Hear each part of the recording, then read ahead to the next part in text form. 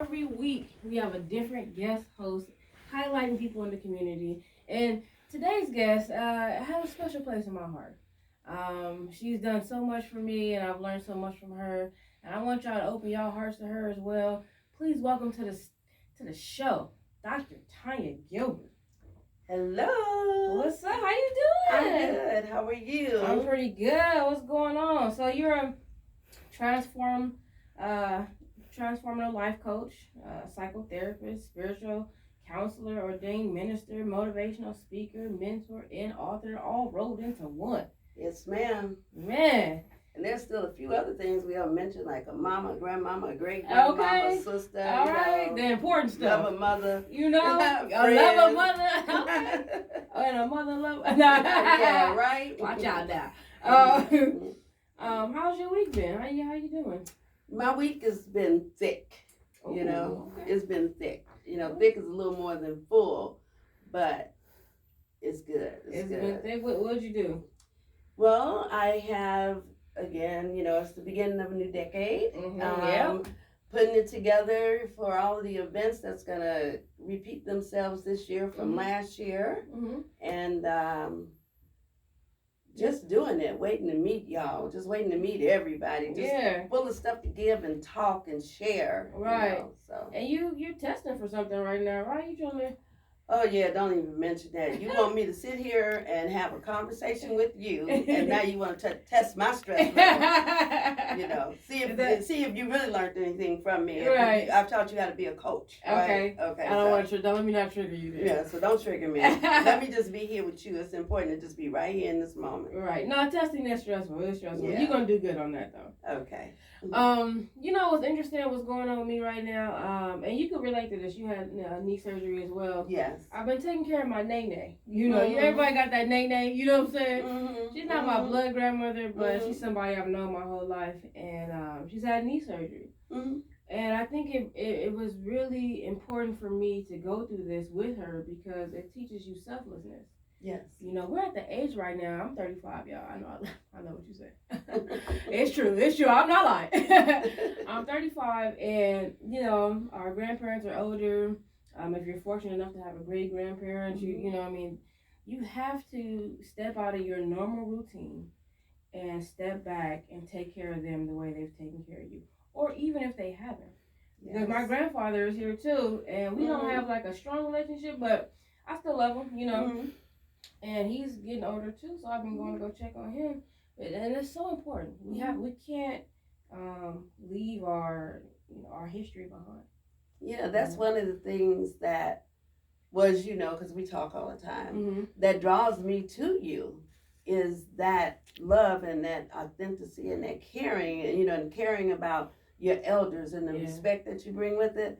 Then that feels like something that has gotten lost somewhere. Right. And with folks like you and me and others, maybe we can reconnect that and rekindle it. Yeah. And some of what we're dealing with in today's society will change. Yeah. Because folks have just gotten lost from that. We're into so much individualism. Facts. That we forgot about the village, and the individuals in the village. Right, exactly, yeah. And we have to, like you were saying, bridge that gap. What do you think are some reasons we have had, the gap has gotten further away? Because before, I feel like Nana was around, Grandma was around, Granny was there. I don't know, and then all of a sudden, Granny disappeared. Well, just like with everything. It's some things, like bell bottoms. I'm a 70s girl. Take it I'm 70s, okay? And, we had all kind of bell bottoms. But one thing about it, most of the afros, the dashikis and the bell bottoms and the platform shoes, all of that attire from the 70s never went away. It started in as this trend, and, trends recycle themselves. But some things stick and stay, they don't go away. And so the disposable elders, it came in as like this be important, speak up for yourself, and you can't expect your kids in the public anymore, and all of that crap started where you couldn't discipline children anymore.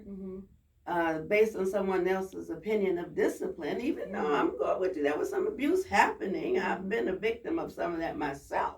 Mm-hmm. However, it changed society, and it took away the village. Right. And without the village, there's no need for the elder. Right, right. No, I do see that. I see that it's sad because they're not disappearing because they're still there. Right. They've just disappeared in our mindset. Mm-hmm. And we have to, be aware of what's going on. Like, hey, it can't be all about you. Mm-hmm. People, I feel like it's such a, like you said, an individualistic mindset right now. Like, you gotta go check on that. You can't just do it on Thanksgiving and Christmas when you're looking for your present, or you have to all year long, and just incorporate that, because you're gonna miss those gems. Like, I'm having the best time, and I'm having the best time right now. Mm-hmm. Sitting with them and hearing their past stories, things I didn't know. I didn't know my Nene's maiden name. I was like, she said she was calling Social Security. She said her maiden name. I was like, who are you? Like, I didn't know my grandfather's real name wasn't Maurice. Mm-hmm. He changed his name. His name was Mark, but he didn't like that because he wanted to be kind of more hardcore, but he's really not. And so he changed his name to Maurice. I didn't know Maurice was a more hardcore name back in the day, because that's still a sucker. Anyway, it's just things that how did they get here? And you learn them as an individual, and that's something that it teaches you too, because we put these people, our mothers, our fathers, in these roles. Mm-hmm. This is a mother, this is a father, this is an auntie, this is a grandmother, but you don't take the time to find out who they are as an individual. What's their story? Well, what has happened, see, we used to have a role, and that was your role. Mm-hmm. And folks looked towards that role when they needed something. Right. More than babysitting or, money to buy some cigarettes. Right. That's important too, though. That's important too. But now it's not about a role. It's a position, and it's a job, and it has like an expiration date. Mm-hmm. It's like after a certain time, when I get to be a certain age, I'm not of any more use. Mm-hmm. And so if I'm not useful, then I'm not needed. Mm-hmm. So then we get back into the shadows. Yeah, and that's out, because, and this is why y'all so dumb. And I'm gonna say that because y'all not sitting down and talking to Nana no more. Mm-hmm. And like the communication is blurred. I feel like, that's why I wanted to start that thing, Talks with Nana, because we are losing that articulation that you learned from, hey, don't do that, don't say that, speak. Those manners, they're all of those values are disappearing. Mm-hmm. They are. And you'd be like, what happened? Why do people back in the day? Because Nana, y'all not paying attention to Nana. You know what I'm saying? So I think that was my lesson for the week. And I just want to say what you talk about, those lessons and articulations, how when I was growing up, that was just normal. Right. Just normal. It was expected. Mm-hmm. I was with my grandson, and we were at the hospital, and I was speaking to him, and he says, yes, ma'am. Yes, grandma. My grandmother, just using that respectful language, just natural flow. And a woman walked in, she didn't even know us, and she said, did I hear him say, yes, ma'am? She was shocked. I was like, yeah. She said, oh my God, I haven't heard anyone say that in years. And I'm like, well, because we're not sitting at the table anymore. We're not having those, we not. We don't eat together. Nobody's baking bread anymore. No, that's right. And not only that, I'm catching Nana in the street, and she bad now. Mm-hmm. Nana's out here with Nana ain't acting the same no more. She at the grocery store turning up. Mm-hmm. It's like, hold on, like, cause she don't have no structure either. Yeah, she's alone, so when she finally come out, she wilding out. Mm-hmm. Now, we got Nana out here wilding out because we not in we got this cycle. We can't have this no more. I saw Nana the other day too with some hot pants on. And I said, word dive. Everybody, because that's how I feel when I see somebody that's a senior. I feel that's endearment to me. Yes. As soon as I see you, I feel endearing. That's my Nana. That's Pawpaw. That's everybody. That's how you should feel. That's how we survived slavery. It wasn't about blood. Mm-hmm. It was just about you knew you had to step up. So that's how I really feel still at this point as far as community go. When you see somebody, that's everybody Nana. And Nana out here with hot pants on, and I'm blaming y'all. So go check on Nana and take her trash out. Mm-hmm. You know what I'm saying? Wipe her house is filthy. Go, like, for real, go wash her house. Take the time out. Take a day, a week. Stop being so selfish, because you know these are the important fibers in our community. So if y'all don't do nothing else, call Nana.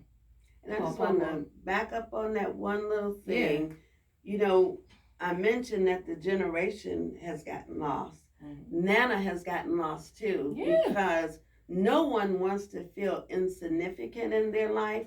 So Nana's out there with them hot pants on, not because she don't know better, but she's trying to fit in. Yeah. She's trying to not be insignificant, trying not to get lost in the shuffle. Yeah, for real. You know? Y'all got Nana on Facebook doing, it's ridiculous. Like, she on Facebook talking about the family issues. Like, you know, like we gotta get a handle on all of this. It's getting out of control. But it's very important. I know I joke about it, but it's something that's very serious. I want y'all to keep that in mind. Keep everybody in mind. Be mindful. Mm-hmm. Be aware of who you are and what role you play in family and community. It's time for you to step up and be a foundation. We were so on Nana's back, but it's time for you to be part of that foundation and build too. It's time to grow up, y'all. Every week we have a girl crush of the week. This week it's a whole bunch of girls, whole bunch of women, whole bunch of people. It is every woman, every athlete, past, present, and future of the WNBA. Clap it up for them. They're going to logos throughout the whole years. The first WNBA game was June 21st, 1997. They're going to logos. I like the original one. That was dope to me. But all of them look good. So I don't know if y'all heard this right now, but right now the WNBA got a raise. Right. So for the first time, they're going to be making a little bit more. They say the number. Look, I don't want to say the numbers because the numbers still sound very low to me. I want to be grateful, but when I was reading over the contract, it's kind of like it's kind of like, man, they should have kind of already been treated like this. So now they were already at a deficit. Now they have to step up, kind of like minimum wage. You know what I'm saying? But this is what they give with the new contract. It's going to be a raise to $250,000 minimum base salary from $117.50 in 2019. So they're going to get a six to seven figure deal now. Top earners. Also, they get benefits like premium economy class for all player air travel. Why wouldn't that's the thing why wouldn't they get air travel? You mean to tell me Lisa Leslie was riding coach? Y'all was putting her on a Spirit? Come on, man. So they just now getting first class tickets. I guess we're supposed to be. Y'all should have been doing this. Shout out to the WNBA though. I'm glad y'all finally taking a step forward for the future. But okay, let me see what else. More child support and more liberal free agency system. That has to do with like maternity leave. They're giving them maternity leave plus 5,000 interest, 5,000 for each child per year. It also includes this is probably the best thing out of the whole deal. The 50-50 revenue sharing. So they'll be able to own pieces of the WNBA and probably elevate it a little bit more. I would like to see Lisa Leslie as a owner of the LA Sparks, along with me. But I think, go ahead. I just want to say, I'm happy you're bringing this up and you're keeping it in the front. But a lot of folks and folks are not even aware, and it was on television today, about we take equal rights for granted. Yeah. We do not have equal rights in every state in the United States yet. It was an amendment to some equal rights bill. Yeah. But as of 2020, the start of this decade, it is not a law yet for women to have equal rights. Check out your history. It is not the law. It's an amendment to a bill. It's not the law yet. No, I agree. I've been saying this about the WNBA specifically for the longest that, like LeBron James, his grandkids can eat off of what he's done. and I mean this with the utmost respect, but I don't think Lisa Leslie is at that point. If it wasn't for like additional sponsors or things that she did, maybe it's not strictly if she's making it. It's not strictly from her NBA, her WNBA contract, and that was like one of the most famous players of all time. So that's ridiculous. And like, a lot of times they have to play, overseas all year long just to make ends meet. Yeah. So anyway, shout out to you, WNBA. I would like to see new uniforms. I want to see stand. And another thing, it's not just the WNBA. It's us too. Like, we don't show up for them either. That should be like a girls' night out or something. Go see your homegirl play. Like, why aren't we in the stands? That's weird to me. Like, why don't we have jerseys? I don't even know. It's me too. I don't even know who's playing. Was Brittany Gardner still in there? Like, I don't even know what's going on. You know what I'm saying? Like, because I am an example of how we are supporting the WNBA. We know we should, but we're not. So that's got to change too. I love y'all. I'm not coming for y'all. I'm not coming for y'all. Also, what's going on? Oh, Long Beach Pride is coming up. This is like one of the biggest prides in LA next to LA Pride. They changed their logo. Yeah, there's the logo. It's now called Long Beach Pride. It's no longer called Long Beach Lesbian and Gay Pride. They dropped that new logo, and their mission statement to launch in 2020 is that they did this because they wanted to reflect a more inclusive and embracing system of the LGBTQ plus sign community as a whole and its allies through the simple yet universal message of having just pride in ourselves and each other. Yeah. So just simple pride. It's just pride, because that's pretty what it's already been. What was pride like for you? Because you was at the no disrespect. You can age me. Okay. It's okay, y'all. Because it's not an age. This is an accolade. You know what I'm saying? You were there at the beginning of some of the prides. What was that like? Well, Pride now is commercials. Pride now is folks tagging on to the community for business. When, I wasn't there like in Stonewall, but close to it. Right. Very close. But then it was about being visible, and what we stood for and wanting acceptance and things like that. It wasn't about go down to Bob Lowe's car dealers because he supports you. Right. Now the Pride celebrations, I have to say, I don't attend many Pride parades or anything anymore because they've lost purpose. And it's great to continue to have the visibility, but the purpose that they started with is not there anymore. How can we get that purpose back? The same way we can get folks back sitting at the table with Nana. It's got to have meaning. The generations, I remember when I was younger, about your age actually, there were clubs that I couldn't go to because I was a Black lesbian. Wow. And they would legalize us out of them. And what I mean by that, you could come, but you would have to show like 3 forms of ID with pictures on them. 3? Otherwise, you couldn't come in. What's 3? Give me an example of 3 picture IDs, because I don't even have 3 picture IDs right now.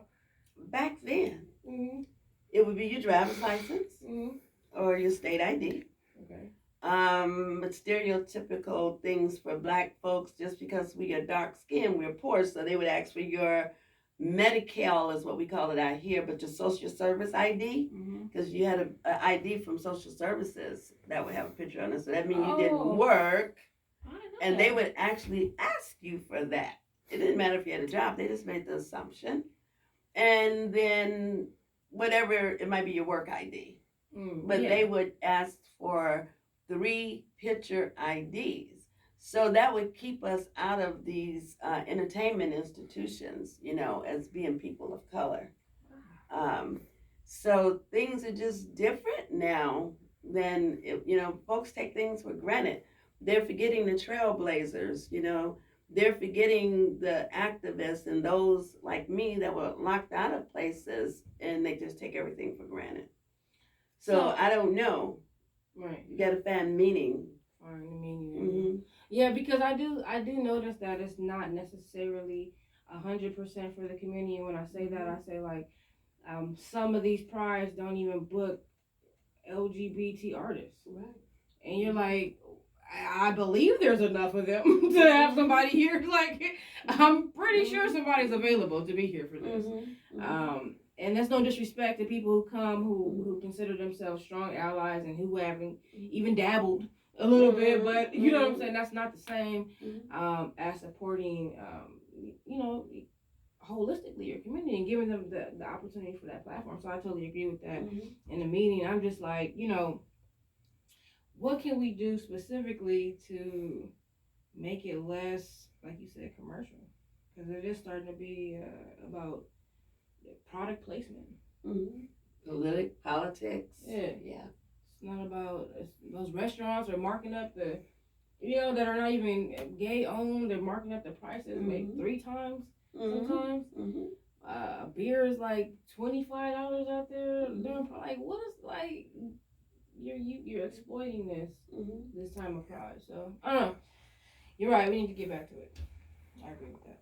Anyway, if you want to go, what a promo.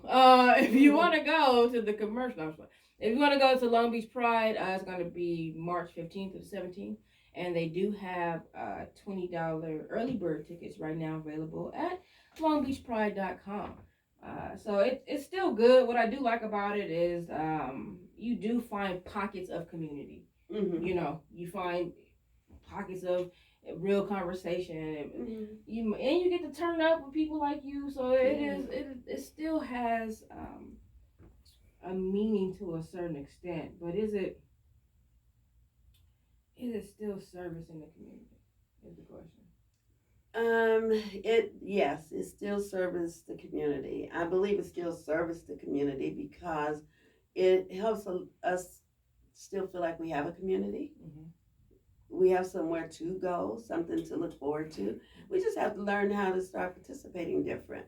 Yeah. I mean, I'm planning on participating in some form in Pride this year with Long Beach, with LA, with West Hollywood. I don't know exactly what I'll be doing, but I want to do something to create more visibility for mental health, because mental health in the LGBT, plus queer community is just not the same. We have the same issues, but they are not addressed the same. Correct. So there needs to be more presence of that, and that's going to be my goal. Yeah. Well, and Compton has their second annual Pride. Yeah. It was their first try at Compton as well because they need some visibility. It was a nice. I enjoyed Compton Pride last year, so you might get into Compton Pride as well. Check that out. We're gonna take a break and come back and get to know everybody's auntie, Dr. Tanya Gilbert. We'll be right back. Okay.